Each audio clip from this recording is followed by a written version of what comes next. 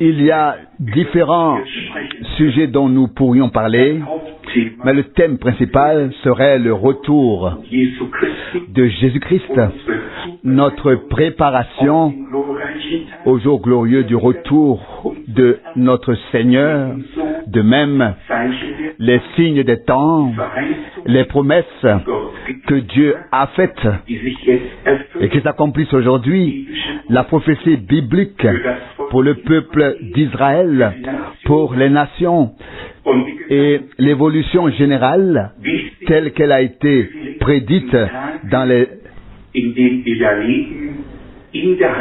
Saintes Écritures pour les derniers jours dans lesquels nous vivons. Les hommes écrivent l'histoire après que les événements se sont produits. Dieu a fait écrire toute l'histoire à l'avance. Il connaissait la fin avant le commencement. Il a déjà dit il y a 2000 ans ce qui serait aujourd'hui, ce qui est maintenant, et cela ne fait que renforcer notre foi. Dieu n'a rien oublié qu'il devrait rattraper. Tout est déjà écrit, mais cela doit être révélé par le Saint-Esprit et replacé dans un contexte pour que les choses soient alors ordonnées devant nous. Comme nous allons aborder brièvement tous ces sujets, je voudrais commencer par le chapitre 12 du livre de Nombre, chapitre 6, Nombre chapitre 6, versets 6 à 8. Nombre chapitre 12, 6 à 8.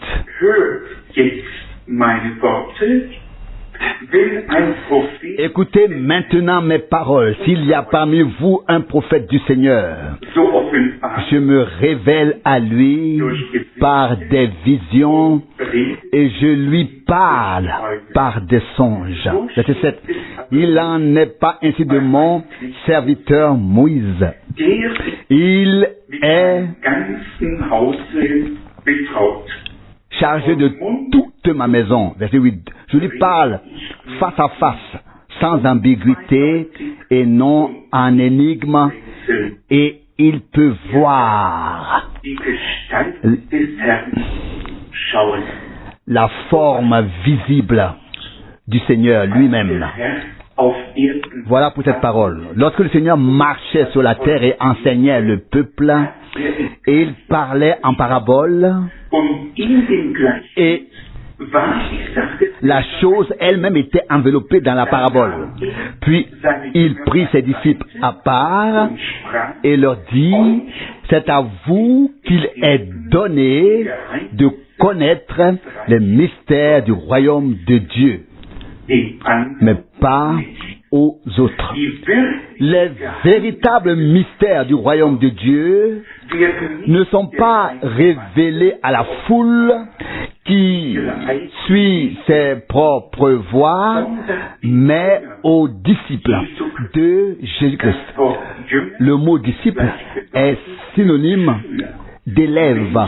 Ce sont des personnes qui ont suivi le Seigneur, qui s'assoient à ses pieds, qui acceptent son enseignement, qui ne contredisent pas, mais savent tout simplement qu'il a le dernier mot et que sa parole a une validité éternelle.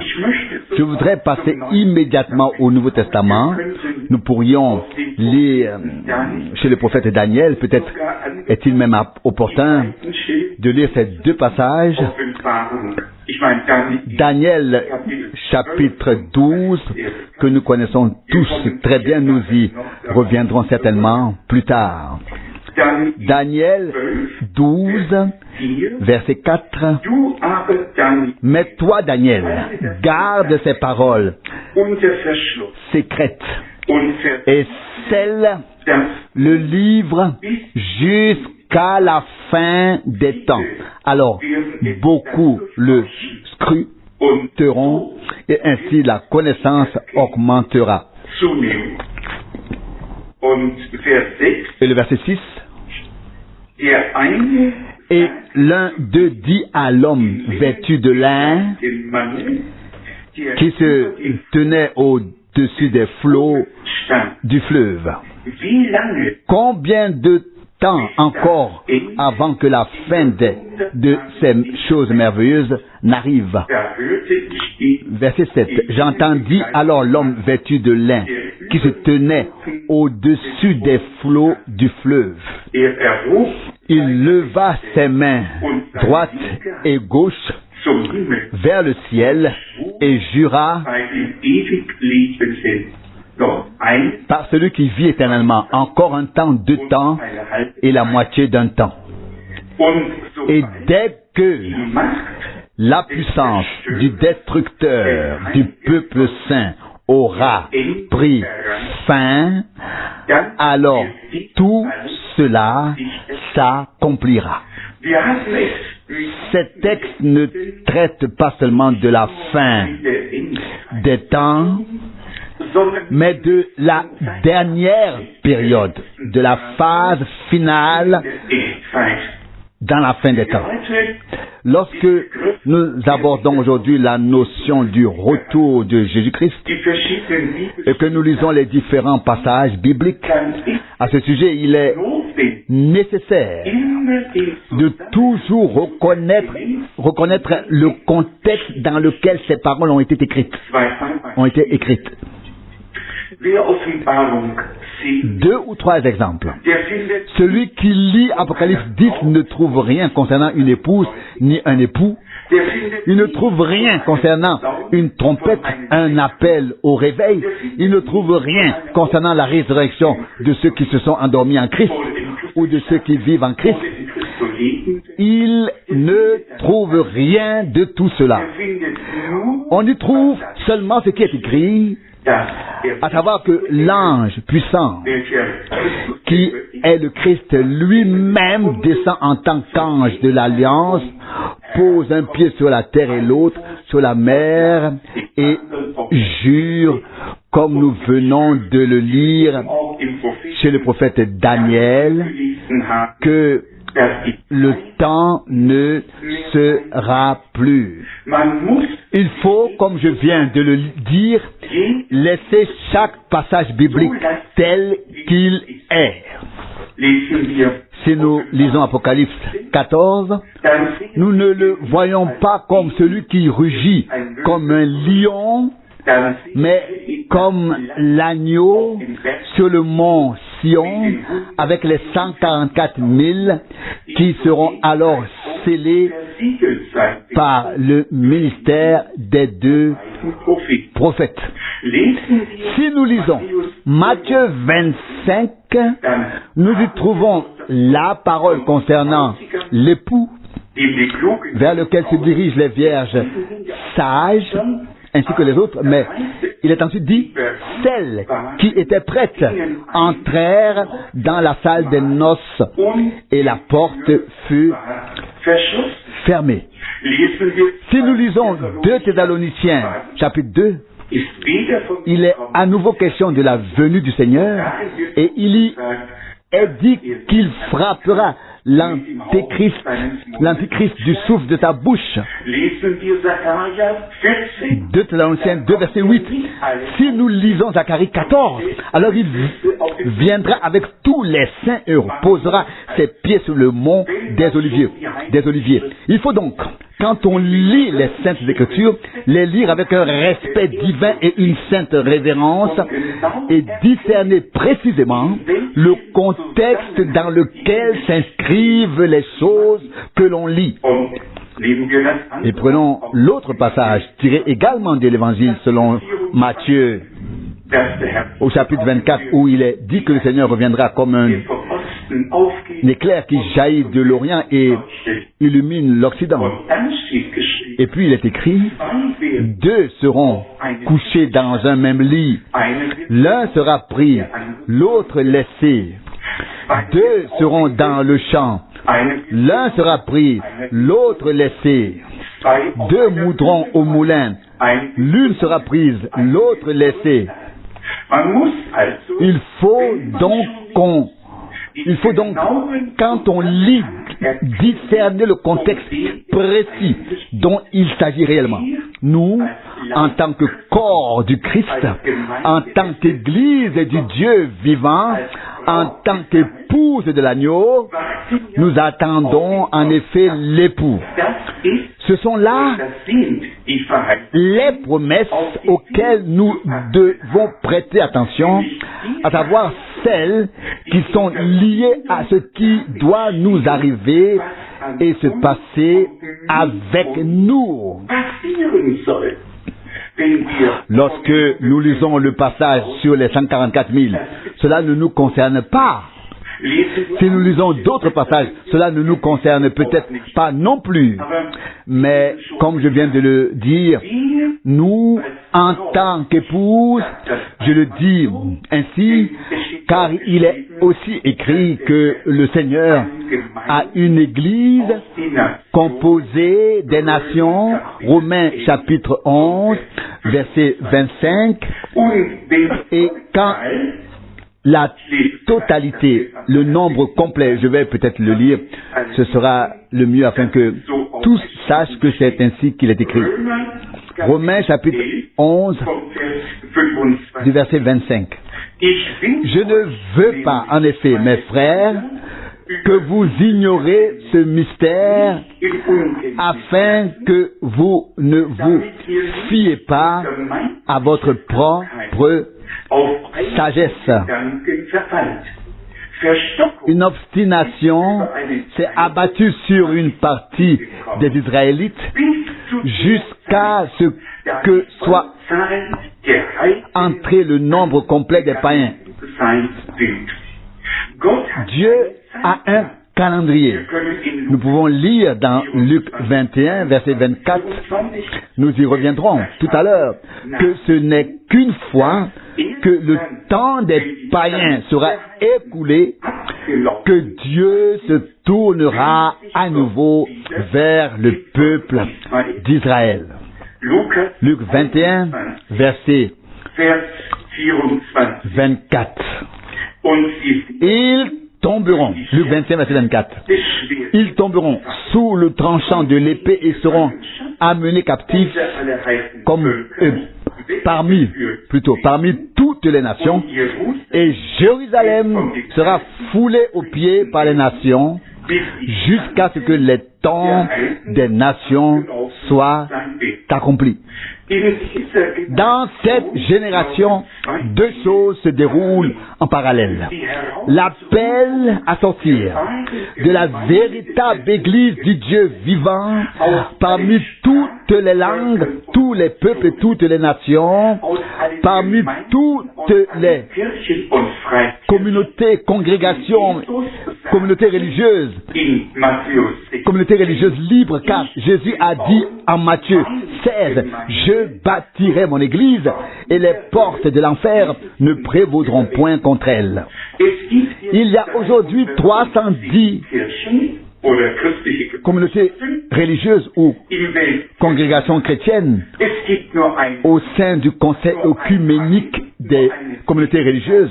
Il n'y a malgré tout qu'une seule Bible, un seul salut, une seule béatitude, un seul Dieu, et il n'y a qu'une seule Église du Dieu vivant, qui selon 1 Timothée 3, verset 15, est le pilier et le fondement de la vérité.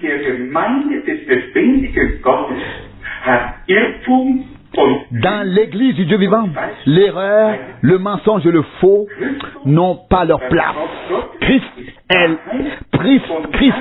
et la parole de Dieu sont la vérité, et tous ceux qui sont nés de Dieu ont reçu une connexion avec la vérité, car ils ont été engendrés par l'esprit de vérité et sont nés de nouveau de la semence incorruptible de la parole.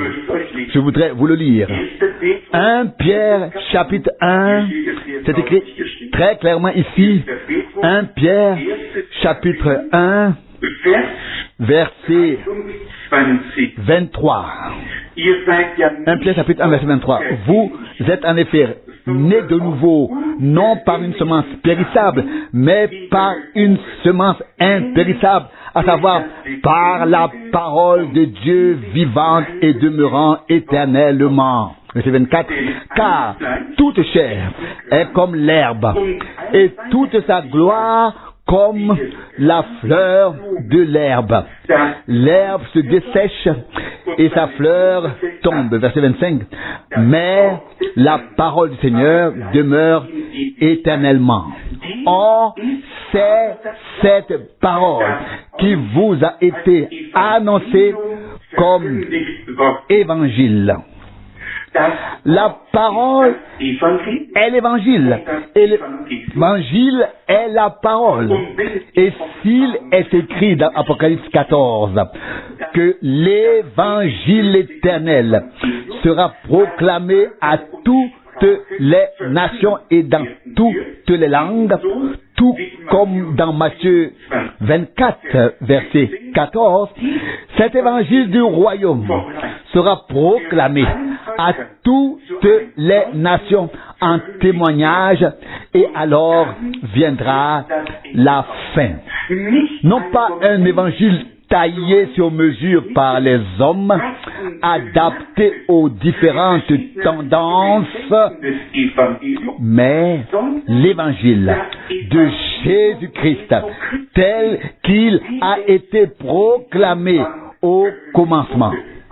Paul écrit aux Galates, et ce sont en fait des paroles qui devraient nous toucher profondément. Tous. Galates chapitre 1, versets 11 et 12. Je vous rappelle en effet, chers frères, Galates chapitre 1, versets 11 et 12. Je vous rappelle en effet, chers frères, que le message du salut que j'ai prêché n'est pas d'origine humaine. Verset 12. Je ne l'ai d'ailleurs pas reçu d'un homme, ni appris par un enseignement, mais par une révélation de Jésus-Christ. En réalité, tout ce qui vient de Dieu est fondé sur la révélation. Jésus lui-même a dit, nul ne connaît qui est le Fils si ce n'est le Père, et qui est le Père si ce n'est le Fils, et celui à qui le Fils veut le révéler. Tout ce qui vient de Dieu est fondamentalement lié à la révélation par l'Esprit de Dieu. Jésus a dit autrefois à Pierre, ce n'est pas la chair et le sang qui t'ont révélé cela, mais mon Père qui est dans les cieux. Tout est révélation. Paul écrit aux Éphésiens, ce qui n'avait pas été révélé auparavant aux enfants des hommes a maintenant été révélé à ses saints apôtres et prophètes. Éphésiens chapitre 3, versets 4 et 5. Éphésiens chapitre 3, versets 4 et 5. Verset 4. En lisant cela, vous pouvez reconnaître ma connaissance du mystère du Christ. Verset 5. Qui n'avait pas été révélé aux fils des hommes dans les siècles passés, comme il a été révélé maintenant à ses saints apôtres et prophètes. Ce soir, pour la première fois, nous avons lu deux termes dans un même verset.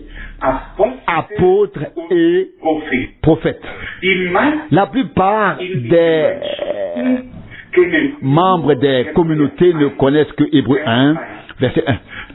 Autrefois, Dieu a parlé au Père de multiples façons par les prophètes. À la fin des temps, il nous a parlé dans son Fils. Et ils en arrivent alors à la conclusion erronée, non pas à la conclusion, mais à la conclusion erronée. Il n'y a plus de ministère prophétique, il n'y aurait donc plus eu que des disciples et des apôtres qui auraient alors tout accompli. dois-je vous lire plus de ces 7 passages bibliques du Nouveau Testament qui montrent clairement que Dieu a également établi le ministère prophétique dans l'Église du Nouveau Testament. Le plus connu, où je vais vous en lire quelques-uns, commençons peut-être tout de suite avec la promesse que le Seigneur lui-même a faite. Vous pouvez la lire avec moi dans l'Évangile selon Matthieu, chapitre 23, verset 34. C'est pourquoi, voici, je vous enverrai des prophètes. Cela ne concernait pas les prophètes de l'Ancien Testament. Le dernier prophète de l'Ancien Testament était Malachie. Et il a vécu 400 ans après Jésus-Christ. Le Seigneur fait maintenant référence à ce qui allait se passer. Au verset 34, c'est pourquoi, voici, je vous enverrai des prophètes, des sages et des scribes. Vous en tuerez certains et en crucifierez d'autres. Vous en flagellerez d'autres encore dans vos synagogues. C'est donc le Seigneur lui-même qui a fait la promesse d'instaurer le ministère prophétique dans l'Église, même dans le Nouveau Testament. Car il existe une dimension prophétique dans l'histoire du salut, et cette dimension prophétique doit être intégrée de manière prophétique, ordonnée de manière prophétique. Matthieu chapitre 13, verset 52. Il leur dit alors, c'est pourquoi tout scribe formé à l'école du royaume des cieux est semblable à un maître de maison qui tire de son trésor des choses nouvelles et des choses anciennes. Il y a donc des hommes qui ont été enseignés par Dieu, qui ont été établis par Dieu, qui ont été mandatés par Dieu, qui ont été envoyés par lui. Le Seigneur l'a également dit très clairement. Vous pouvez le lire dans Matthieu 10 et à d'autres endroits où le Seigneur parle de l'envoi et dit aussi immédiatement ce qui a été promis à ceux qui accueilleraient justement ces hommes envoyés par Dieu. Matthieu chapitre 10, voici ce qui est écrit au verset 41. Quiconque accueille un prophète, précisément parce qu'il est un prophète en qualité de prophète, recevra pour cela la récompense d'un prophète. Le Seigneur ne faisait pas ici référence à Isaïe, Jérémie ou Malachie. Il parlait des hommes de Dieu qui, à l'époque du Nouveau Testament, sont établis par Dieu et ont pour mission d'exposer la partie prophétique de l'histoire du salut. Dans l'Évangile selon Jean, au chapitre 13, une déclaration similaire de notre Seigneur a également été faite. Mais elle ne se limite pas directement aux prophètes. Il est dit ici dans Jean 13, verset 20. En vérité, je vous le dis, celui qui, lorsque j'enverrai quelqu'un, l'accueille, c'est moi qui l'accueille. Verset 20. Ceci-là, si, en vérité, je vous le dis, celui qui, lorsque j'enverrai quelqu'un, donc, lorsque le Seigneur, notre Sauveur, la tête de l'Église, envoie quelqu'un, et c'est toujours la grande question. Vous savez bien qu'il existe un livre sur Frère Branham intitulé « Un homme envoyé par Dieu ». Et j'ai récemment choisi le titre « Un prophète envoyé par Dieu ». Il faut connaître les critères que Dieu a fixés pour pouvoir discerner s'il s'agit d'un envoi divin, d'un mandat dans l'histoire du salut, ou si quelqu'un souhaite simplement être écouté et célébré est fêté, nous croyons que Dieu a envoyé ses serviteurs de tout temps. Dans les Actes des Apôtres, nous pouvons lire au chapitre 11, au verset 27, à cette époque, des prophètes descendirent de Jérusalem à Antioche. Verset 28, l'un d'eux, nommé Agabus, se leva et prophétisa sous l'inspiration de l'Esprit. Je lis ces passages à dessein, afin que nous reconnaissions de quelle manière l'Église du Nouveau Testament a été fondée et quels ministères y ont existé. Et cela pour savoir que la fin maintenant doit être semblable au commencement et que Dieu a promis un temps de restauration, de rétablissement de toutes choses jusqu'à l'envoi d'un prophète comparé au prophète Élie. Dans le chapitre 13 des Actes des Apôtres, au verset 1, il est écrit, Actes des Apôtres 13, verset 1, à Antioche, les prophètes et les enseignants suivants exerçaient alors leur ministère au sein de l'église locale. Et leurs noms sont ensuite énumérés. Nous voyons donc qu'il y avait des prophètes de l'Ancien Testament jusqu'au prophète Malachie qui ont prédit les événements du salut. Et puis il y a eu des hommes de Dieu dans le Nouveau Testament qui étaient sous la même onction du Saint-Esprit afin de replacer dans leur contexte biblique ce qui avait été prédit auparavant sous cette onction par la bouche des prophètes. Je lis le passage bien connu de 1 Corinthiens, chapitre 12, verset 28, chapitre 12, verset 28, 1 Corinthiens, chapitre 12, verset 28. Or, Dieu a établi dans l'Église, premièrement, des apôtres, deuxièmement, des prophètes, troisièmement, des docteurs, et d'autres fonctions sont ensuite énumérées. C'est ainsi que Dieu a fondé l'Église. C'est ainsi qu'il l'a ordonné, et peut-être encore le passage qui s'y rapporte directement, tiré d'Éphésiens, chapitre 4, verset 11, Éphésiens chapitre 4, verset 11, c'est lui qui a donné les uns comme apôtres, les autres comme prophètes, les autres comme évangélistes, les autres comme bergers et docteurs. Donc, Dieu a désigné, Dieu a établi.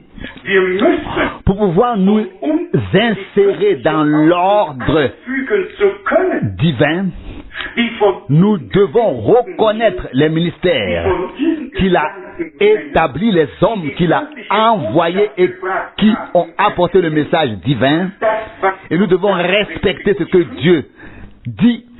Sinon, il peut vraiment nous arriver de passer à côté de l'essentiel au milieu des tambours et des trompettes accompagnés de nombreux Alléluia. À l'époque, lors de la première venue du Christ, les chefs religieux étaient si sûrs de leur affaire.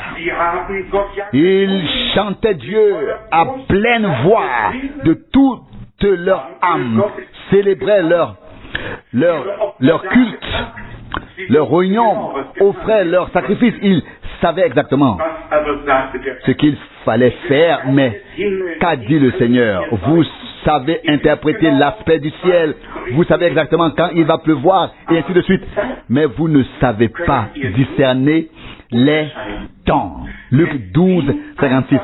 Il s'agit simplement de ne pas se contenter de faire un peu de politique religieuse et d'engourdir un peu sa conscience parce qu'on a peur de descendre en enfer. Il s'agit simplement, en tant qu'enfant de Dieu, de prendre clairement position sur la parole de Dieu, sur les promesses qui nous ont été donnés pour ces jours-ci, et ainsi de donner raison à Dieu d'être en accord avec lui et d'être alors intégré dans son plan ensuite. Nous devons simplement comprendre la gravité de l'heure à laquelle nous sommes parvenus. Sinon, n'importe qui peut bien faire un peu de musique pieuse et monter un grand programme. Mais Dieu est-il dans ce programme? Dieu a-t-il envoyé la personne en question à tel un message divin? Si oui, où est-il? À quoi ressemble-t-il? Nous devons être réalistes envers nous-mêmes et aussi devant Dieu et reconnaître clairement les promesses de la parole, puis attendre leur accomplissement et nous ranger ainsi entièrement du côté de Dieu. Nous avons par exemple célébré hier, je peux bien le mentionner brièvement, tout le monde le sait, le jour du souvenir de l'ascension de Jésus-Christ. Et ce passage ici dans Éphésiens 4 traite justement de ce sujet. J'ai lu le verset 11. Laissez-moi lire encore les versets 8 à 10. Éphésiens 4, Éphésiens 4, versets 8 à 10. C'est pourquoi il est dit, il est monté en haut. Il a amené des captifs et a fait des dons aux hommes. Psaume 68, 19, verset 9. Mais le fait qu'il soit monté, quel sens cela a-t-il, si ce n'est qu'il était auparavant descendu dans les lieux les plus bas de la terre? Verset 10. Celui qui est descendu est le même qui est monté bien au-dessus de tous les cieux pour remplir l'univers tout entier. Et puis vient le verset 11 ensuite. Et c'est précisément lui, le vainqueur de Golgotha, celui qui a versé son sang sur la croix, puis est descendu aux enfers, qui a vaincu l'enfer, vaincu la mort, vaincu Satan, qui a pris possession des clés de la mort et de l'enfer, qui est ressuscité victorieusement le troisième jour et qui a pu dire à Jean, j'étais mort, mais voici, je suis vivant dans toute éternité et j'ai les clés de la mort et de l'enfer. Le Seigneur est la tête de l'Église. Et nous devons nous laisser intégrer en tant que membres dans ce corps divin. Chacun ne peut pas penser qu'il a le droit de chanter ou de jouer en solo. Tout cela cesse. Cela ne va plus du tout. Lorsque Paul écrit dans 1 Corinthiens 11 que nous devons discerner le corps du Seigneur, il est grand temps de le faire. Dans 1 Corinthiens 12, Paul a clairement dit, tout comme le corps terrestre a de nombreux membres, nous, en tant que véritables croyants, hommes nés de nouveau par l'Esprit à partir de la semence de la parole, nous sommes appelés à former le corps de Jésus-Christ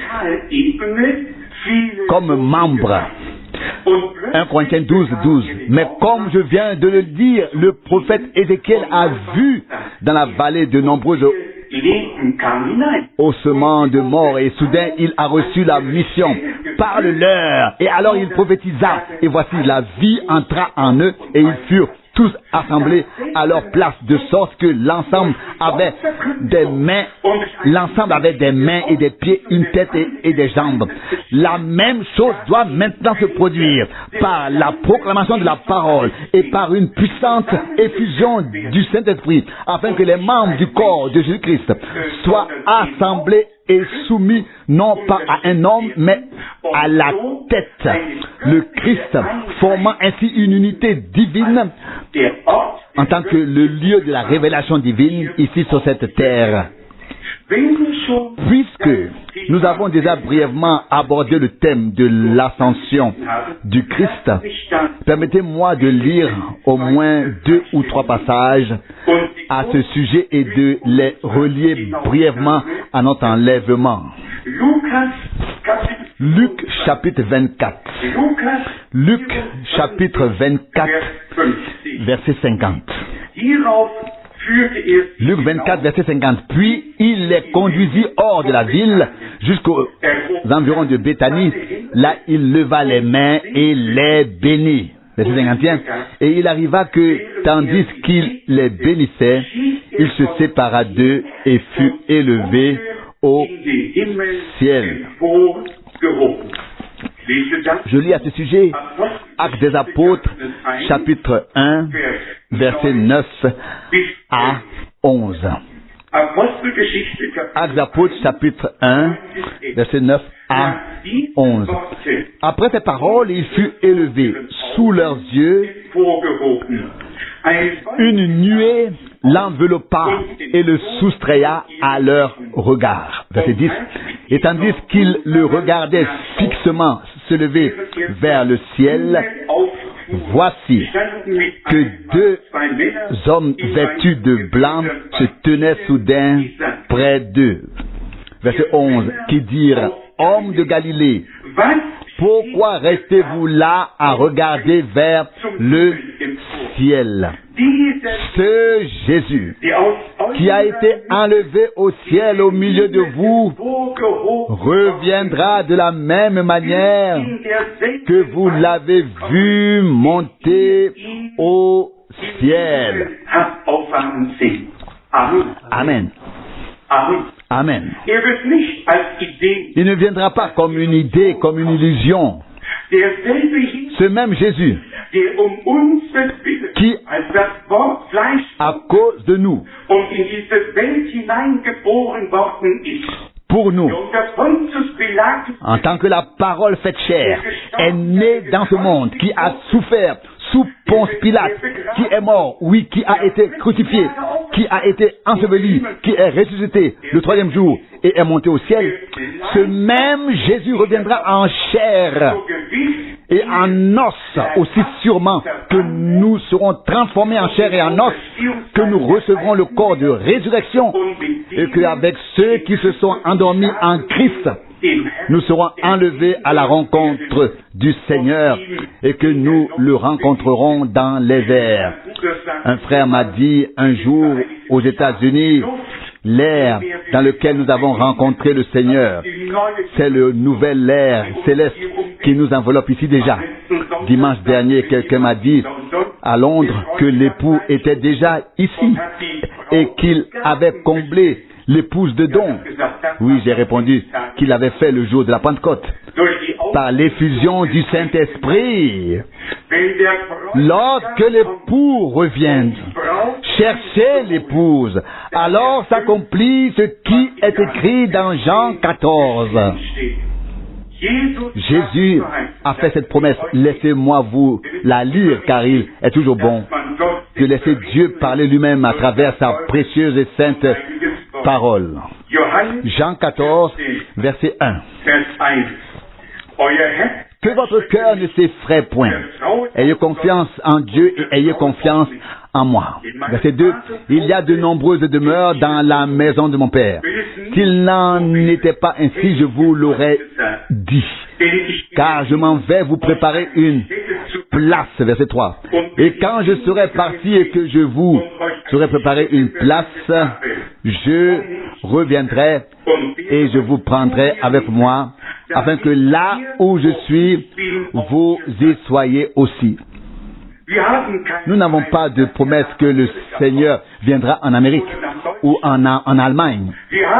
Nous avons la promesse, lors du retour de Jésus-Christ, qu'il reviendra et que ceux qui se sont endormis en Christ ressusciteront. Les premiers ressusciteront premièrement. Et je vous le lis, et je vous en prie, de tout cœur, n'interprétez rien.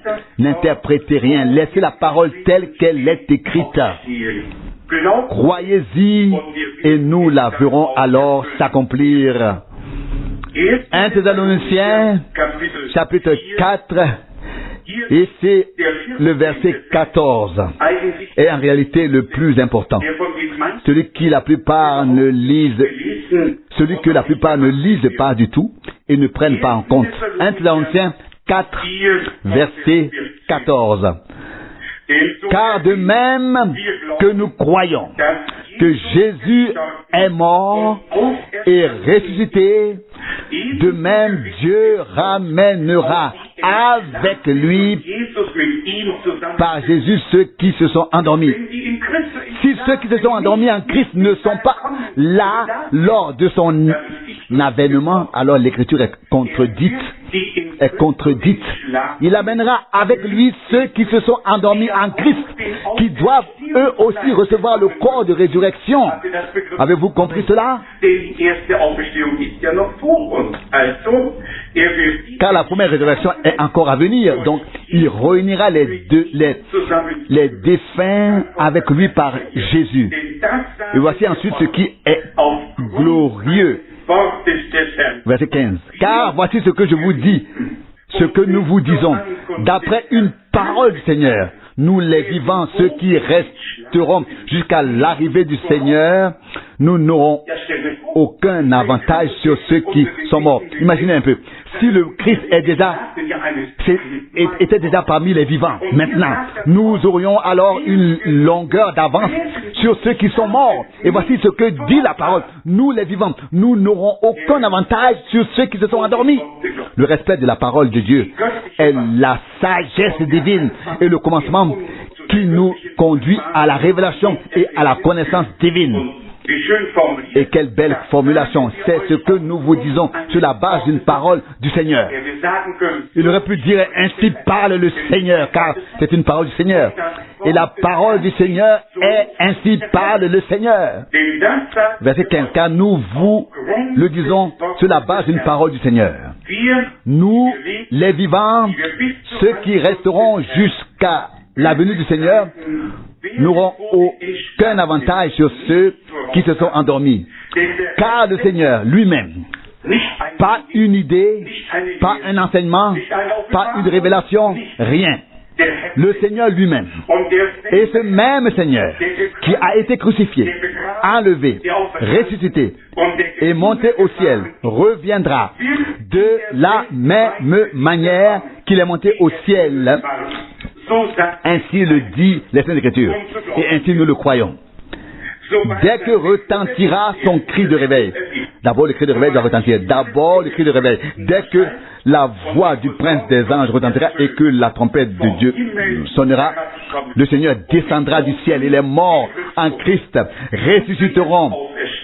Premièrement, on verset 17 ensuite, nous les vivants qui serons restés, nous serons enlevés ensemble avec eux sur les nuées à la rencontre du Seigneur dans les airs. Et alors nous serons toujours avec le Seigneur. Avec le Seigneur. Unis.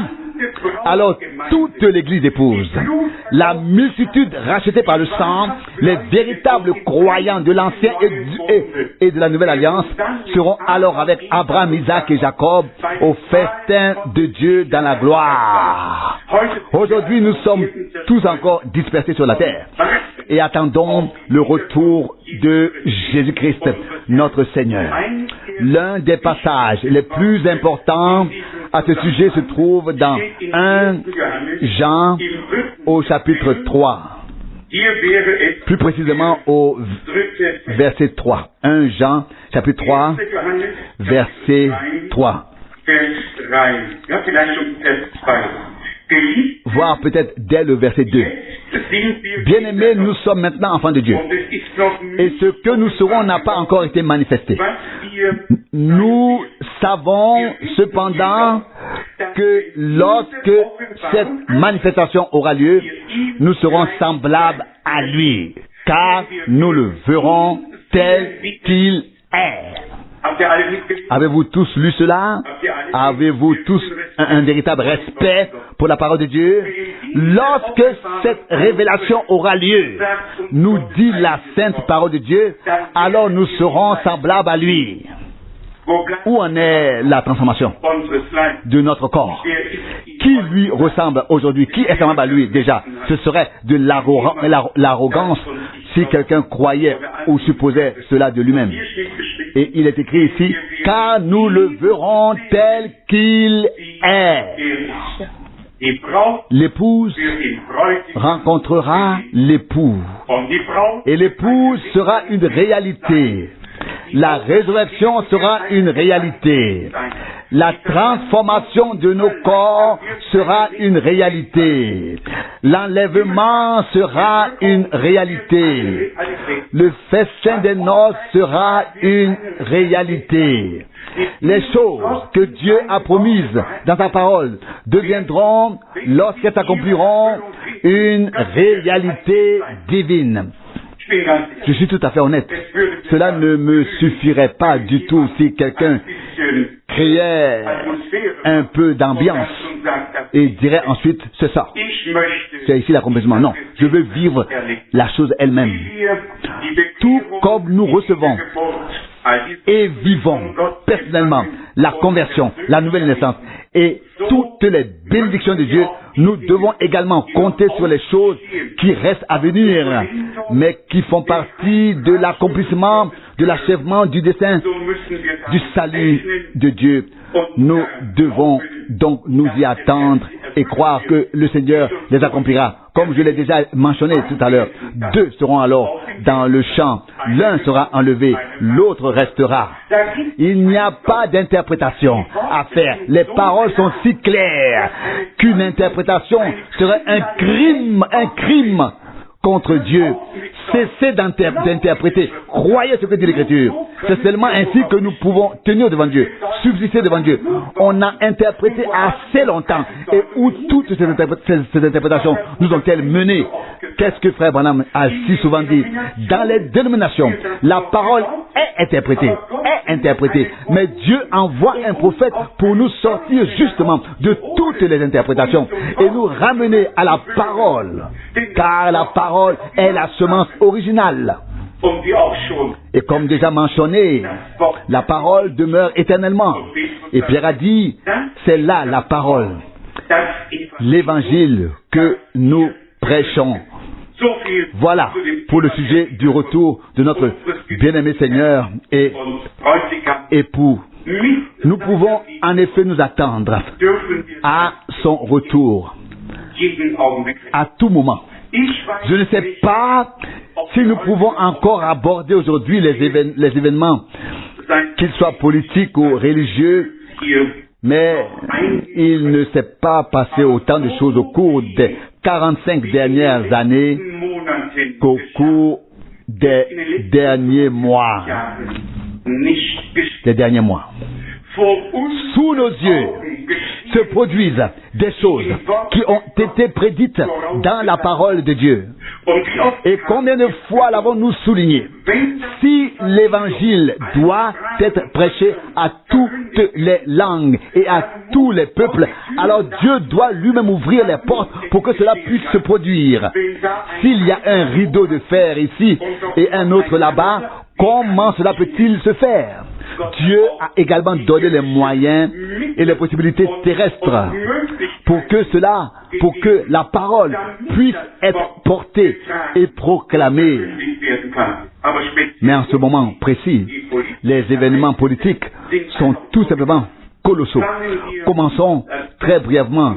N'ayez crainte, nous terminerons à l'heure. Mais très brièvement par ce qui concerne le peuple d'Israël. Je crois que quiconque a expérimenté Dieu aime et respecte le peuple d'Israël en tant que peuple de l'alliance de Dieu. Celui qui n'aime pas le peuple d'Israël ne peut pas aimer Dieu. Dieu a choisi un peuple par l'intermédiaire d'Abraham, d'Isaac et de Jacob. Nous ne pouvons pas lui demander pourquoi il a fait. Il a fait que la gloire en revienne en son nom, à son nom. Mais regardez ce qui se passe ces derniers temps.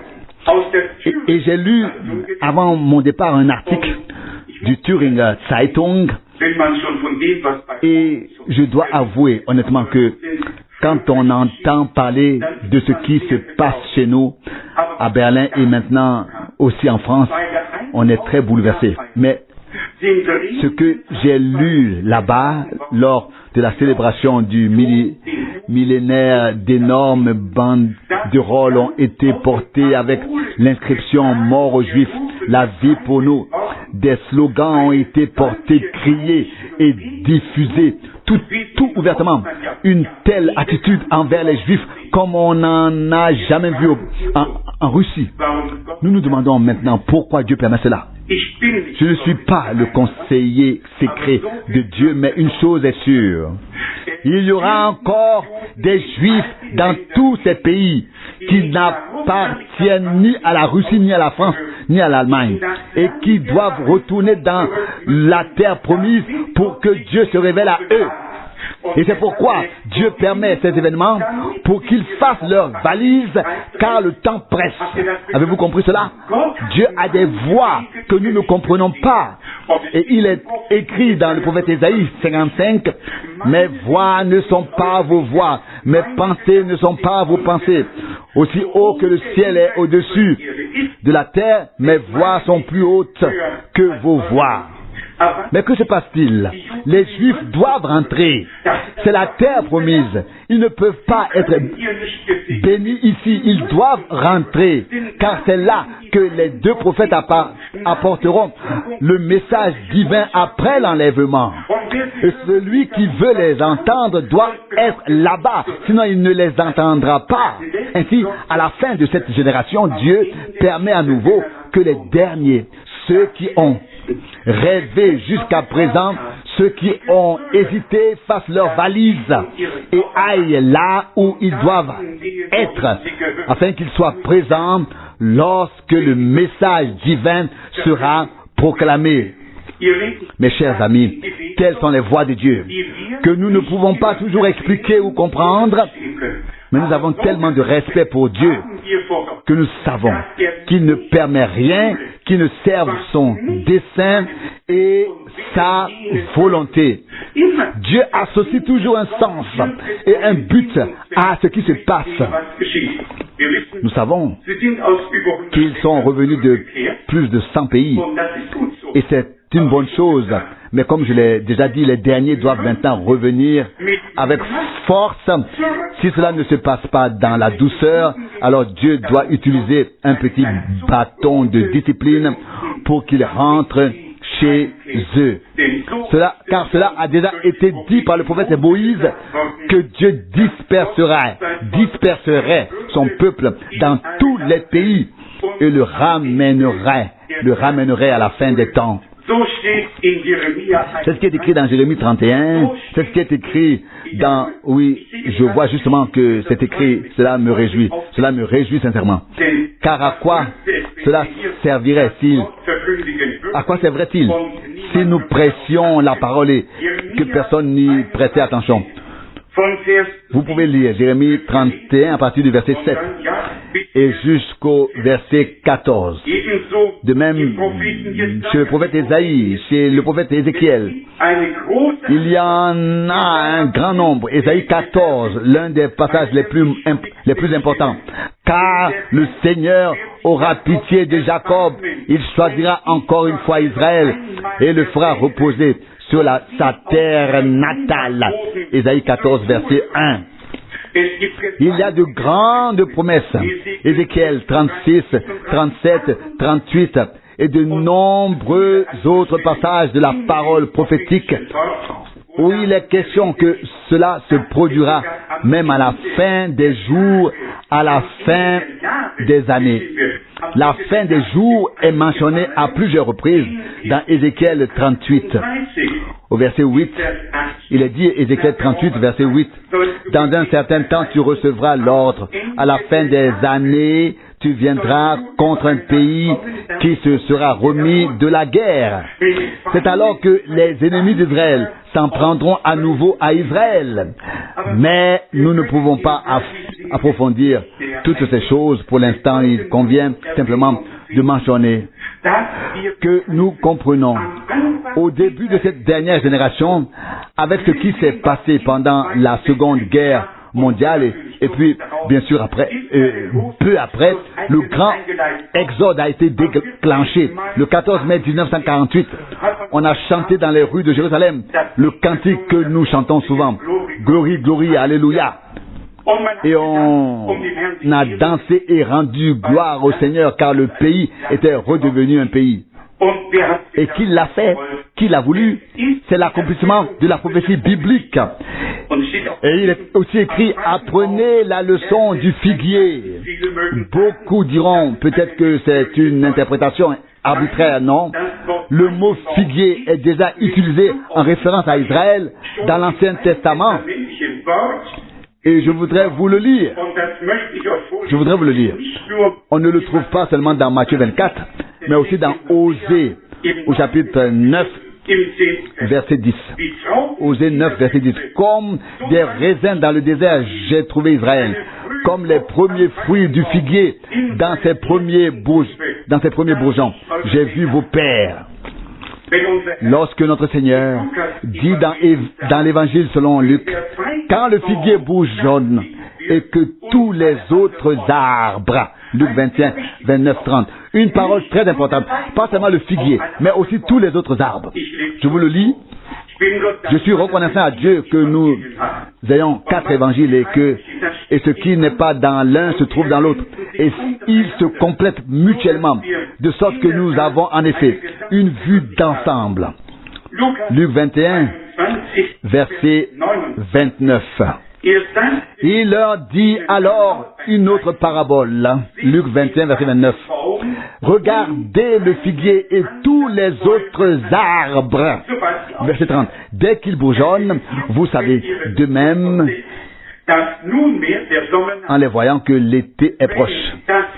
Si le peuple d'Israël est le figuier, alors tous les autres peuples qui ont également été opprimés et dominés à l'époque coloniale le sont automatiquement.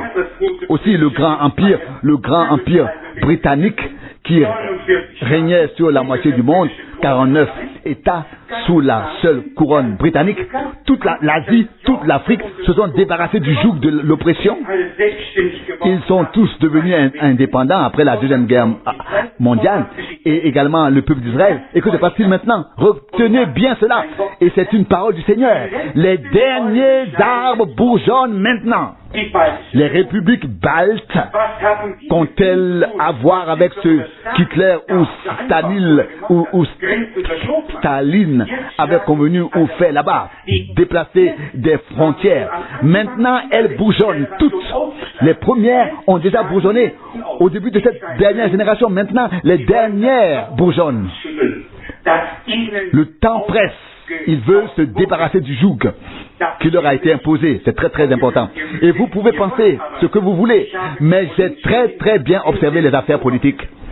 Et cela me tient à cœur, un peu à cœur. Je dois faire attention. Si Dieu ne m'avait pas appelé à proclamer la parole, je serais devenu politicien. Politicien, c'est vrai. Je m'y serais consacré corps et âme, car j'en ai largement les capacités. Mais quoi qu'il en soit, nous devons bel et bien observer les choses. La dernière fois que Gorbatchev était à Berlin-Est, savez-vous ce qu'il a écrit dans le livre de Mr. Honoka? L'histoire punit ceux qui arrivent trop tard. Je l'ai lu noir sur blanc, très joliment écrit. L'histoire punit ceux qui arrivent trop tard. Quelques mois plus tard, l'homme qui était arrivé trop tard a déjà reçu sa punition de l'histoire. Et voilà. Que dit le chapitre 1 de Luc? Il établit des rois, il renverse des rois. Verset 52. C'est lui le Seigneur. Oui, combien de rois ont été destitués ces derniers mois? Cela s'est enchaîné les uns après les autres. Et que se passe-t-il maintenant? L'Empire romain. Et écoutez bien, l'Empire romain mondial, sur lequel siégera la puissance spirituelle mondiale. Dans la Bible, on utilise parfois des termes qui ne nous sont pas tout à fait agréables. Apocalypse 17 nous dit qu'une prostituée chevauche la bête. Et alors quelqu'un dira: homme de Dieu, un tel mot n'a pas sa place une assemblée aussi respectable que la nôtre aujourd'hui. Mais Dieu a bien pris des exemples. Une femme est devenue infidèle et s'est détournée de Dieu. Et l'Écriture sainte parle dans 2 Thessaloniciens 2 de la grande apostasie de l'homme ou de l'homme du péché qui s'élèverait au-dessus de tout ce qui concerne Dieu et le culte. Mais le passage le plus saisissant se trouve en réalité ici dans Apocalypse 17, où cela nous est si bien présenté. Ici, vous pouvez tous lire les premiers versets. Il faudrait en fait toute la nuit pour faire une véritable étude biblique sur ces choses. Vous pouvez le lire vous-même, la bête aux 7 têtes, aux 10 cornes, etc. Et à partir du verset 4, la femme était vêtue de pourpre et d'écarlate et parée d'or, de pierres précieuses et de perles. Elle tenait dans sa main une coupe d'or remplie d'abominations et de la souillure de ses prostitutions. Verset 5. Et sur son front était écrit un nom, un mystère, Babylone, la grande, la mère des prostituées et des abominations de la terre. Verset 6. Je vis la femme ivre du sang des saints et du sang des témoins de Jésus. À sa vue, je fus saisi d'un grand étonnement. Je ne sais pas si vous avez tous lu le livre Le christianisme traditionnel, mais quiconque se penche un peu sur l'histoire et l'histoire des communautés religieuses est véritablement horrifié. Combien de martyrs y a-t-il eu simplement parce qu'ils ne se sont pas soumis au joug de cette communauté religieuse universelle. Et quand on parle ici d'une bête, une bête, c'est toujours le pouvoir. Vous pouvez le savoir. Vous voulez le savoir? Vous voulez? Alors, je vais vous le lire dans le prophète Daniel, juste pour que vous ne partiez pas ici en disant cet homme a mis quelque chose dans la salle dont nous ne savons pas ce que c'est. Daniel chapitre 7, verset 23. Daniel 7, verset 23. Il m'a donc donné l'explication suivante. La 4e bête représente un 4e royaume qui sera sur la terre, différent de tous les autres royaumes. Il dévorera toute la terre, il la foulera et la broyera. Celui qui lit ce chapitre jusqu'au bout peut lire ensuite qu'il est alors question des 3 ans et demi pendant lesquels les saints seront exposés à la persécution.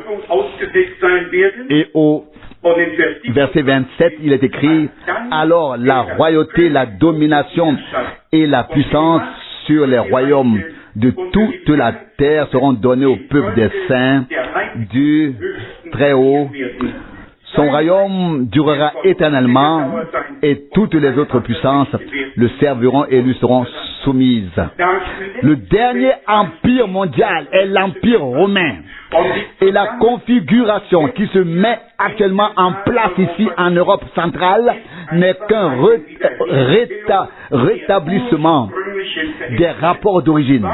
Pourquoi appelle-t-on les traités de la communauté européenne les traités de Rome? Pourquoi sont-ils appelés les traités de Rome? Parce qu'ils ont été élaborés et signés à Rome. Croyez-moi, le temps a avancé. Même la blessure infligée à la bête lorsqu'une de ses têtes avait été abattue, comme pour la mort, tout. La blessure est guérie. Le monde entier s'étonne. Même la division qui a traversé notre pays toutes ces années, soudain, et le monde entier s'étonne. A un peu peur, mais personne n'a besoin d'avoir peur. Si nous sommes en paix avec Dieu, nous sommes un peuple épris de paix, mais nous voyons que tout s'accomplit maintenant sous nos yeux. Et si vous le souhaitez, je peux vous montrer un prospectus. Je l'ai probablement sur moi avec les pièces en écu. Qui s'y connaît un peu? Qui? La monnaie européenne sur laquelle tout est négocié et réglé. Tout va très vite, rien ne peut plus être reporté et nous aurons très bientôt l'unité politique, économique et religieuse de l'Europe. Et celui qui ne s'y joindra pas ne pourra, comme le dit l'Écriture sainte, ni acheter ni vendre. Et nous en arrivons au point, à la question, qu'est-ce que la marque de la bête? Qu'est-ce que la bête? Qu'est-ce que le nombre 666? Il y a tant d'opinions à ce sujet, mais que dit la parole de Dieu à ce sujet? Qu'est-ce qui est vrai? Nous devons connaître ces choses. Et puis aussi l'appel à sortir, vous mon peuple, sortez d'elle, séparez-vous, ne touchez rien d'impur, afin de ne pas avoir part à ces péchés. Apocalypse 18, 4. Je sais qu'il n'est pas populaire de nager à contre-courant et d'appeler certaines choses par leur nom, mais nous, en tant qu'Église du Dieu vivant, nous croyons la parole telle qu'elle est sortie de Jérusalem et non telle qu'elle a été déformée par Rome. Vous voyez ce que je veux dire? Jusqu'à en être méconnaissable. Et je n'ai pas exagéré, c'est la vérité. Elle a été falsifiée, altérée. Tout a été déformé. Seul le nom extérieur subsiste peut-être, mais tout le reste n'est plus vrai. En effet.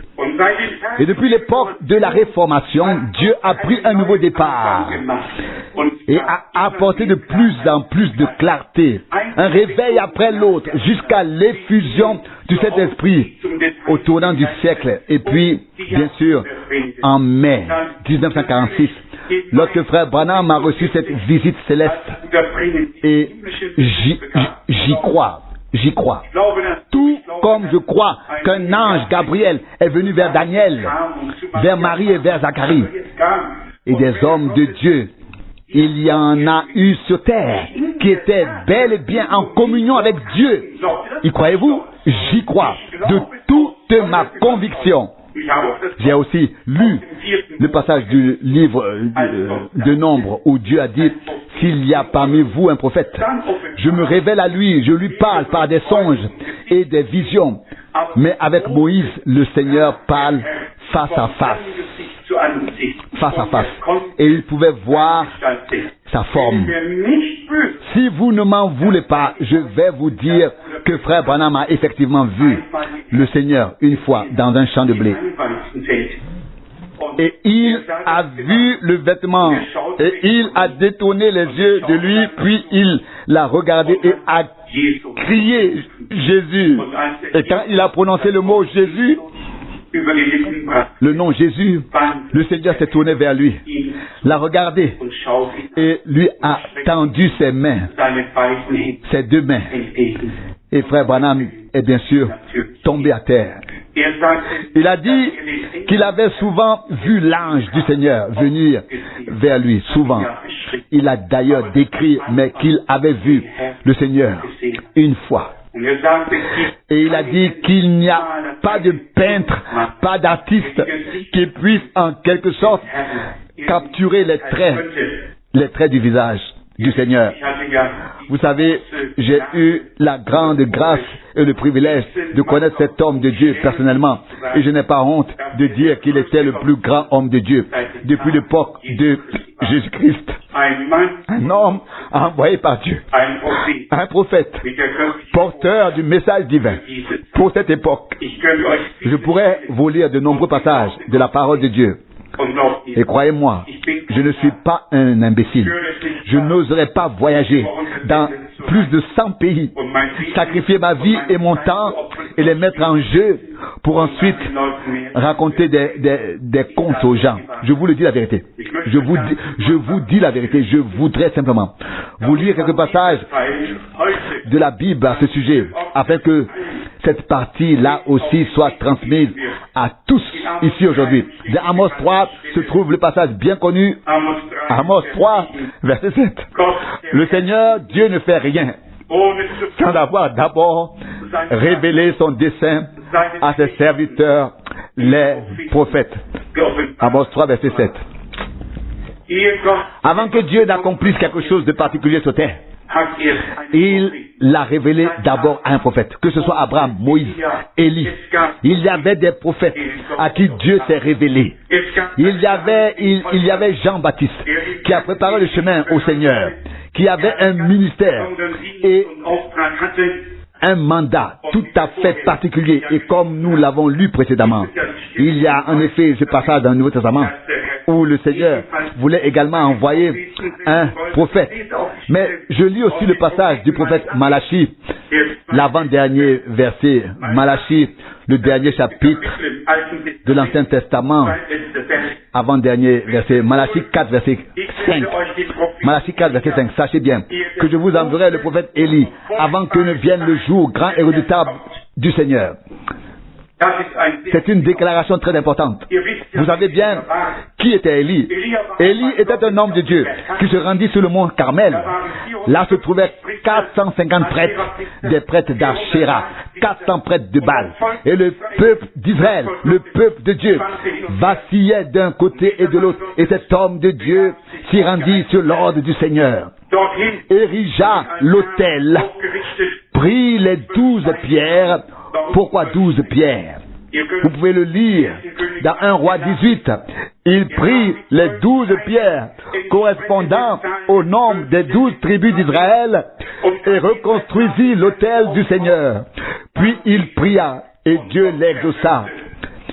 Et le feu tomba du ciel. Dieu a envoyé un homme qui a remis la doctrine des 12 apôtres, l'enseignement des 12 apôtres sur le chandelier. Dieu a envoyé un homme pour nous ramener à la parole originelle, à la proclamation qui était pratiquée dans le christianisme primitif, sans mélange, sans interprétation, sans modification.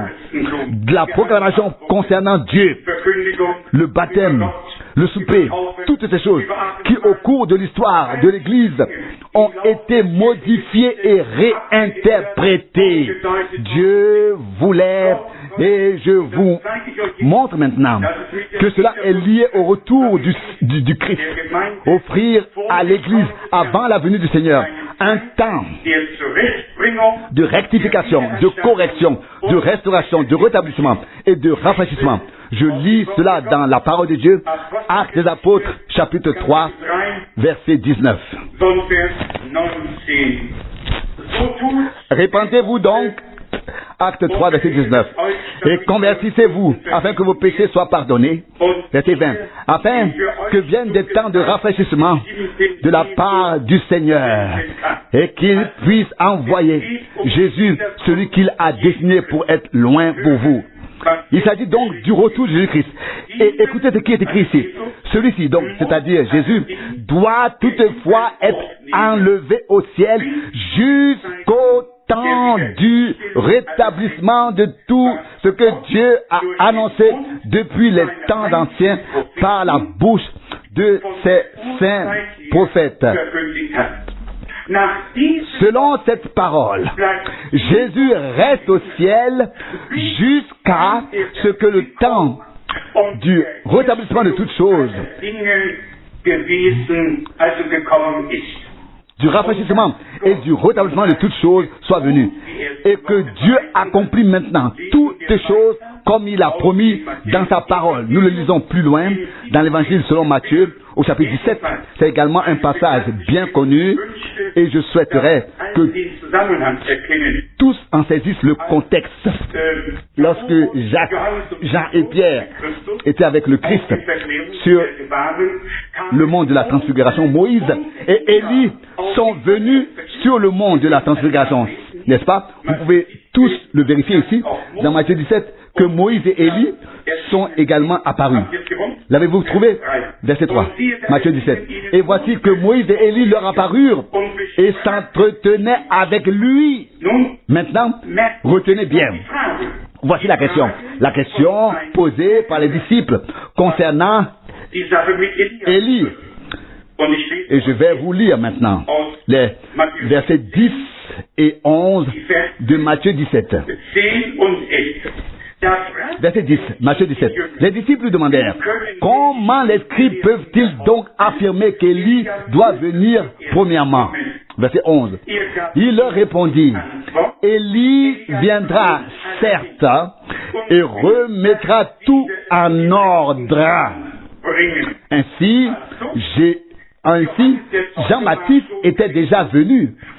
Et cet Élie qui était également présent sur le mont de la transfiguration était lui aussi là déjà, mais il n'avait pas de mandat. Il est venu avec Moïse, car ce sont là les deux prophètes qui reviendront selon l'Apocalypse chapitre 11.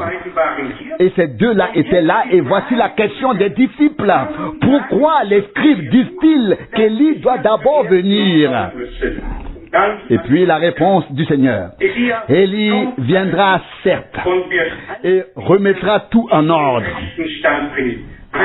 rétablira toutes choses dans l'état primitif. Donc Dieu voulait donc envoyer un homme à l'image du prophète Élie, un prophète confirmé qui ne donne pas d'interprétation mais proclame la parole afin de remettre tout en ordre. Ramener tout en ordre dans l'état primitif. À présent, je peux presque, sans être prophète, lire dans les pensées de certains qui pensent Jean était déjà prophète. Jean était déjà Élie. Mais Jean est venu dans l'esprit et la puissance d'Élie. Et à ce sujet, je vais vous lire au moins 2 ou 3 passages bibliques afin que vous puissiez également replacer cela dans son contexte biblique. Luc chapitre 1. Luc chapitre 1. Du verset 15.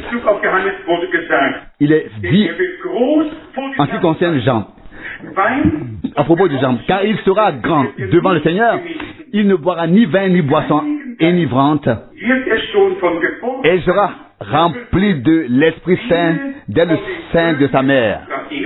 Verset 16, il ramènera de nombreux fils d'Israël vers le Seigneur leur Dieu. Verset 17, et c'est lui qui marchera devant le Seigneur dans l'esprit et la puissance d'Élie pour ramener le cœur des pères vers les enfants et conduire les rebelles à la sagesse des justes, afin de préparer au Seigneur un peuple bien disposé. Évangile selon Jean, chapitre 1, à partir du verset 21. Jean, chapitre 1, voire peut-être dès le verset 20. Alors il avoua sans détour et déclara ouvertement: je ne suis pas le Christ. Verset 21, ils lui demandèrent encore: eh bien, es-tu Élie? Il répondit: non, ce n'est pas moi. Es-tu le prophète? Il répondit: non. Jean savait exactement quel passage des Écritures était accompli par son ministère. Non pas Malachie 4, la dernière partie, mais Malachie 3, verset 1. Voici, j'envoie mon messager devant moi. Et de même, Ésaïe 40, verset 3. Je continue la lecture de Jean, chapitre 1, verset 23. Il répondit: je suis la voix de celui qui crie dans le désert. Préparez le chemin du Seigneur, comme l'a ordonné le prophète Ésaïe. Ésaïe 40, verset 3. Dans l'évangile selon Marc, chapitre 1, les 3 premiers versets, Marc, chapitre 1, les 3 premiers versets. Voici le commencement de l'évangile de Jésus-Christ, Fils de Dieu. Au verset 2. Comme il est écrit chez le prophète Ésaïe: voici, j'envoie mon messager devant toi qui préparera ton chemin. Verset 3. Une voix crie dans le désert: préparez le chemin du Seigneur, aplanissez ses sentiers. Je vous le demande, est-ce moi qui classe ce qui s'est passé, ou bien ce qui s'est passé a-t-il déjà été classé dans le Nouveau Testament? Ici, cela a été classé. Ici, il a été dit très clairement ce qui est écrit dans Malachie 3, verset 1, et dans Ésaïe 40, verset 3. Je ne suis pas Marc. Marc, Luc, les évangélistes ont été inspirés par le Saint-Esprit pour ordonner tout cela divinement. Et je suis reconnaissant au Seigneur. que cela ait été ordonné. Nous avons une Bible ordonnée par Dieu. Et heureux l'homme qui le comprend et qui se soumet à cet ordre divin. Pourquoi y a-t-il tant de désordre? Parce que les hommes ont abordé les Écritures selon leur propre compréhension. Vous voyez, le dernier prophète devait venir juste avant le grand et terrible jour du Seigneur. À ce sujet, voici deux passages bibliques, un de l'Ancien Testament et un du Nouveau. On pourrait en lire 10 d'un seul coup. Ésaïe chapitre 13, verset 6. Gémissez, car le jour du Seigneur est proche. Il vient du Tout-Puissant comme une tempête. Verset 7. C'est pourquoi tous les bras tombent sans force et le cœur de tout homme se décourage.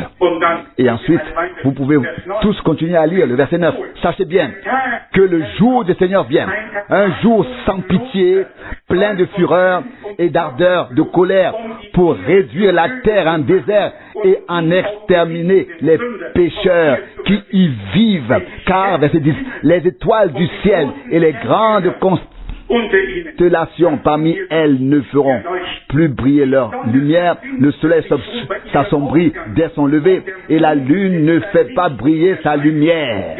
Vous pouvez bien sûr continuer à lire. Vous pouvez lire le prophète Joël et d'autres passages de l'Ancien Testament. Allez au chapitre 3 de la deuxième épître de Pierre pour savoir précisément que les prophètes de l'Ancien Testament et les apôtres du Nouveau ont dit la même chose. De Pierre 3, verset 10. Verset 10 de Pierre 3. Mais le jour du Seigneur viendra comme un voleur. En ce jour-là, les cieux disparaîtront avec fracas. Les éléments se dissoudront dans la chaleur ardente et la terre, avec toutes les œuvres des hommes qui s'y trouvent, sera consumée par le feu. Quand viendra ce jour? C'est maintenant le jour du salut. C'est maintenant le temps favorable. Mais lorsque le jour du salut sera venu,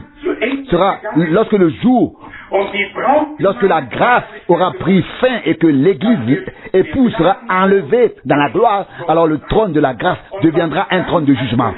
Et vous pouvez lire dans l'Apocalypse et dans de nombreux autres passages quels jugements s'abattront. Alors sur cette terre, on s'écriera, tombez sur nous, montagnes, et cachez-nous, collines, devant la colère de celui qui est assis sur le trône, devant la colère de l'agneau. Apocalypse 6, 16. Il y aura un jugement divin, un jugement sur toute la terre. Les orgueilleux seront humiliés. Et Dieu vient de dire, voici, je vous envoie le prophète avant que ce jour grand et terrible du Seigneur n'arrive. Dieu l'a envoyé. Malachie 4, 5. À la fin du jour du salut, à la fin du temps de la grâce, pour appeler l'Église épouse à sortir de tout afin de lui transmettre le message divin selon lequel elle sera rassemblée, unifiée, préparée pour ensuite être enlevée afin d'être avec le Seigneur pour toujours. Paul a également écrit au sujet du jour du Seigneur dans 1 Thessaloniciens chapitre 5. Et il exhorte ensuite les croyants à ne pas croire simplement que le jour du Seigneur serait déjà là. Et nous arrivons maintenant à un point et à un signe très important. 1 Thessaloniciens chapitre 5, et nous allons bientôt conclure. 1 Thessaloniciens 5, verset 1.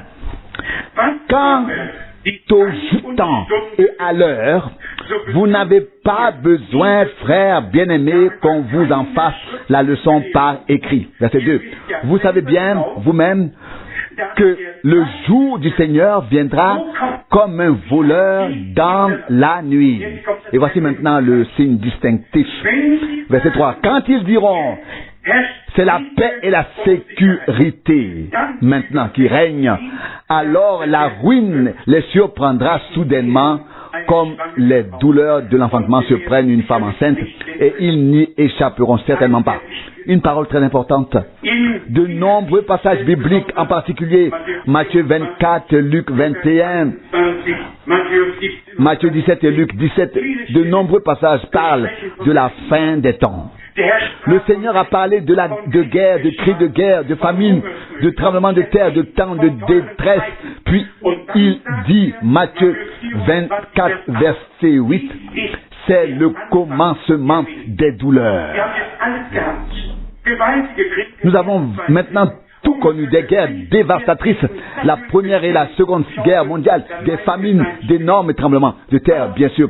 Si ça ne s'écoule pas ici, on pense que ça n'a pas eu lieu. Mais différents pays et continents sont frappés de différentes manières. Là-bas, la guerre, ici, la famine, là, une période de disette. Et cela s'étend sur toute la terre. Tout cela a eu lieu. Et le Seigneur dit, c'est le commencement des douleurs. Matthieu 24, 8. Paul, en tant qu'homme de Dieu dans le Nouveau Testament, contemple la fin des temps et écrit, quand ils diront paix et sécurité, alors la ruine les surprendra soudainement. Soudainement. Que s'est-il passé au cours des 5 dernières années, depuis que Gorbatchev est arrivé au pouvoir? Une conférence de paix après l'autre. On ne parle plus que de désarmement, de sécurité, de sécurité et de paix, de sécurité et de paix. N'est-ce pas? Ne l'avez-vous pas lu dans les gros titres des journaux? Il est question de paix, il est question de sécurité, il est question de désarmement. En fait, de tout. Pourquoi pas? Il y a déjà 45 ans. Pourquoi seulement maintenant? Parce que nous vivons maintenant la fin des temps. Et nous devrions reconnaître que la prophétie biblique s'accomplit sous nos yeux. Nous assistons actuellement à une partie de l'histoire du salut divin et cela devrait nous transpercer jusqu'au plus profond de notre être. Les morts devraient ressusciter.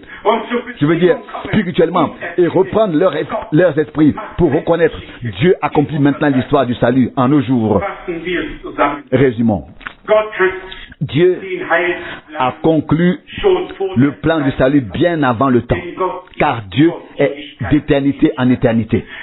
Il connaît la fin avant le commencement. Il a connu ta vie et la mienne, avec tous leurs hauts et leurs bas, le bien et le mal, tous les aléas. Et avant même que nous ne vivions et que nous ne soyons nés, alors que nous étions encore pécheurs, il a offert et accompli sur le calvaire Golgotha l'œuvre de rédemption pour l'humanité tout entière. Désormais, tous ceux qui veulent être graciés, tous ceux qui veulent recevoir la grâce de Dieu peuvent venir à lui, se convertir à lui et croire en Jésus-Christ comme leur Seigneur et Sauveur personnel. Car il est écrit, celui qui croit au Fils de Dieu a la vie éternelle. Puis, dans l'épître de Jean, celui qui a le Fils de Dieu a la vie éternelle. Celui qui n'a pas le Fils n'a pas la vie. 1 Jean 5, 12. Il existe 2 vies. Une vie tout à fait naturelle. Celle-ci peut se prolonger au-delà de la mort et c'est effectivement le cas au moins jusqu'au jugement dernier, voire plus longtemps. Mais seule la personne née de Dieu peut avoir la vie éternelle, car Dieu seul est éternel. Les anges ont été créés, les principautés, les puissances, tout a été créé. Dieu seul est éternel. Et il est écrit dans l'évangile de selon Jean, au chapitre 1, à propos de Christ. En lui était la vie, et la vie était la lumière des hommes. 1 Jean 5, verset 20, il est le Dieu véritable et la vie éternelle. Il n'y a qu'une seule révélation de Dieu, une manifestation personnelle de Dieu sur terre, et elle s'est produite en Jésus-Christ, notre Seigneur. Celui qui le voit, voit le Père. C'est lui qui l'a dit. Il est Emmanuel, Dieu avec nous. Jean 14, 9, Matthieu 1, 23. En lui, Dieu s'est réconcilié avec l'humanité. Et celui qui veut vivre éternellement doit avoir la vie éternelle. Il n'y a pas d'autre moyen. Tout comme nous avons besoin de la vie temporelle pour exister dans ce monde, nous avons besoin de la vie éternelle pour pouvoir vivre éternellement. Et cela se trouve uniquement en Dieu. Et Dieu s'est révélé à nous en Christ. Et celui qui l'a a la vie éternelle. Il est passé de la mort à la vie.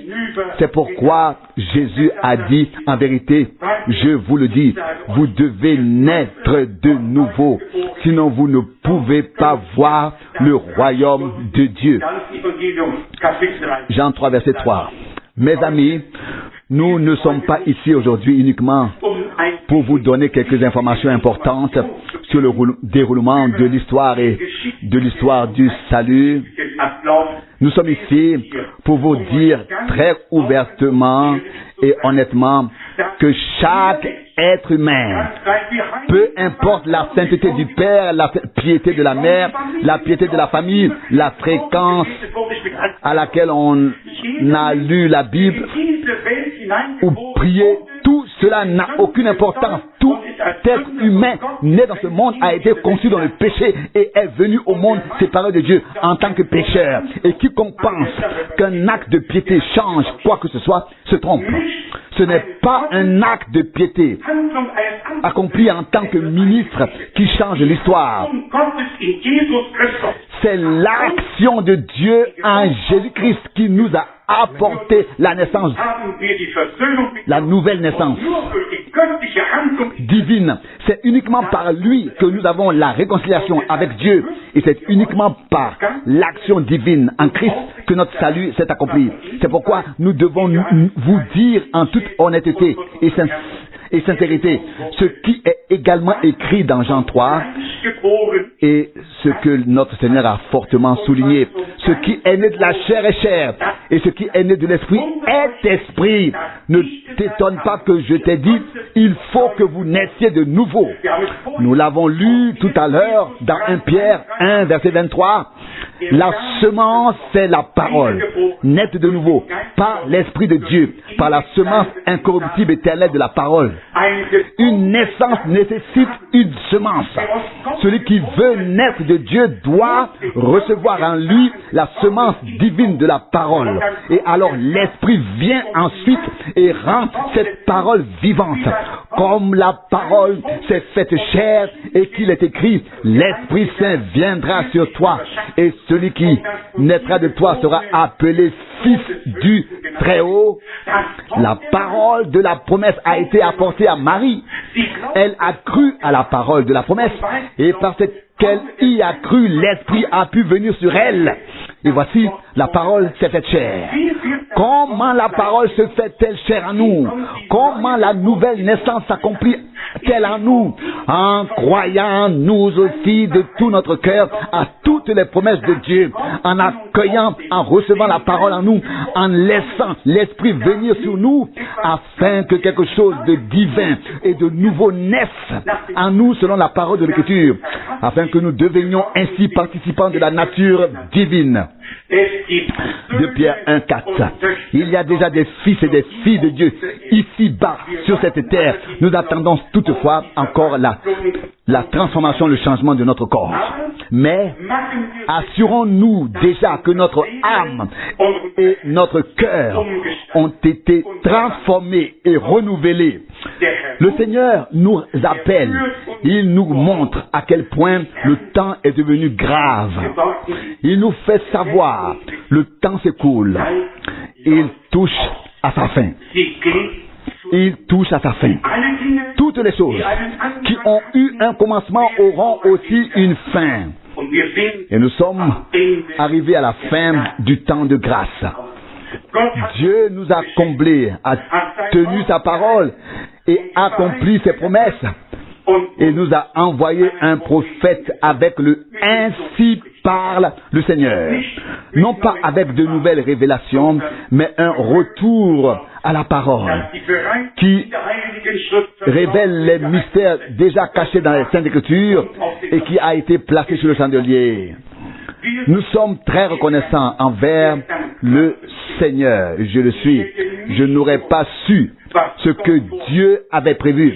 Je n'aurais pas su beaucoup de choses si je n'avais pas été interpellé par le ministère de cet homme de Dieu et si je n'avais pas été éclairé et béni par Dieu. Je voudrais que tous, même si pour l'instant vous ne pouvez pas encore tout assimiler, c'était en effet trop d'un coup, mais qui sait quand nous pourrons revenir ici, peut-être que le Seigneur viendra en effet très bientôt, car personne ne le sait. Il n'y a personne parmi nous qui doivent encore dire telle ou telle chose doit encore arriver. Nous pouvons avoir nos propres imagination à ce sujet, ne le faites pas. Mais dites, Seigneur, prépare-moi. Si tu viens aujourd'hui, afin que je puisse entrer avec toi dans la gloire. Voici la parole magnifique de Matthieu 25. Celles qui étaient prêtes entrèrent. Elles ne se sont pas contentées d'aller à la rencontre de l'époux. Elles étaient prêtes. En allant à sa rencontre, remplies et scellées du Saint-Esprit. Qu'est-ce qui est scellé? Ce que Dieu a pu accomplir en nous, opérer, produire en nous, qui demeure pour l'éternité. Et Dieu appose son sceau ensuite sur nous, nous comble, nous oint, nous remplit et nous scelle du Saint-Esprit pour le jour de notre rédemption. La rédemption, pour le jour de la rédemption de notre corps. Éphésiens 4, verset 30. Et alors s'accomplira ce que Paul écrit dans Romains. Si l'esprit de celui qui a ressuscité Christ dans les morts habite en nos corps mortels, alors il rendra la vie à nos corps mortels par l'esprit qui habite en nous. La puissance de Dieu qui nous transformera alors doit déjà maintenant habiter en nous. Si elle n'habite pas en nous, cela n'arrivera pas. Et je pense que ce sont là des passages bibliques très très importants auxquels nous qui attendons la venue du Seigneur devons prêter attention. Prêter attention. Que Dieu nous bénisse. Je ne sais pas si les choses qui ont été dites et exposées peuvent être mises